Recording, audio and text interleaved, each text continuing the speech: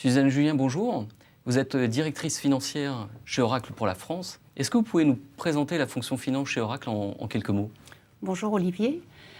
Oracle, éditeur de logiciels, présent dans de très nombreux pays, 180 pays, 38 milliards de dollars de chiffre d'affaires. La fonction finance est bien évidemment importante chez Oracle. Notre coprésidente, Safra Catz, est d'ailleurs le CFO du groupe. Nous avons commencé notre mutation il y a une dizaine d'années déjà, en mettant en place un ERP global, mondial, et en simplifiant, standardisant tous nos processus afin d'optimiser les centres de services partagés. 3/4 des effectifs sont dans ces centres de services, 1/4 dans les filiales. Nous attaquons la dernière phase. Qui est la phase de la transformation digitale. La phase de la transformation digitale. Alors vous êtes au cœur de cette transformation digitale, vous la vivez avec les entreprises. Quel impact sur le business model des entreprises? Alors les impacts sont très nombreux et surtout très rapides. On s'en rend bien compte quand on regarde les exemples connus qui sont aujourd'hui... les Uber, les Spotify, les Airbnb. Les Airbnb, où l'on s'aperçoit que les secteurs établis ont été bousculés par ces arrivants. Donc au-delà de la transformation technologique, tout le monde a en tête ce qu'on peut faire avec le big data, avec le cloud, avec la partie mobilité.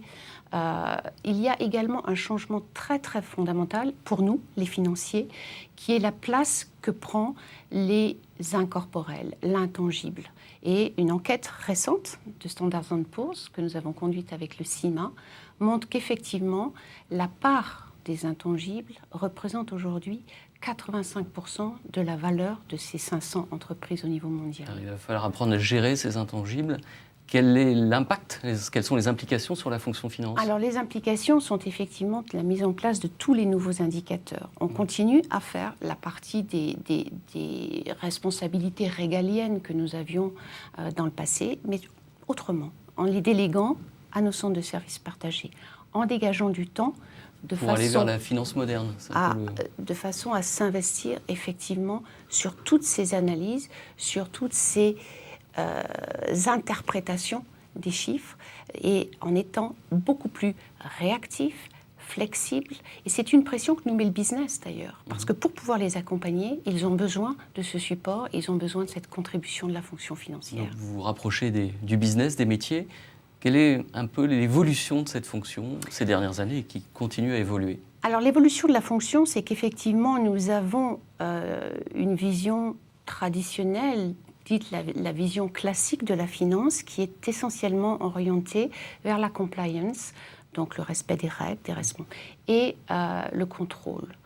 Ce que l'on voit aujourd'hui avec tous ces changements, c'est la création d'une finance dite moderne, c'est-à-dire une finance qui est orientée vers l'accompagnement de la performance et l'accompagnement des opérationnels. Alors pour vous, en quelques mots, le directeur financier du futur? Alors le directeur financier du futur, c'est quelqu'un qui va être capable d'être un chef d'orchestre dans son organisation en étant chef de projet, acteur du changement, la personne compétente en termes de connaissances financières, bien sûr, mais également celui qui est capable d'optimiser toutes les compétences nouvelles de communication, d'influence, de travail d'équipe, de collaboration. Un copilote. Un copilote pour le business, c'est ça, le directeur financier 3.0. Très bien. Suzanne Julien, merci. Merci.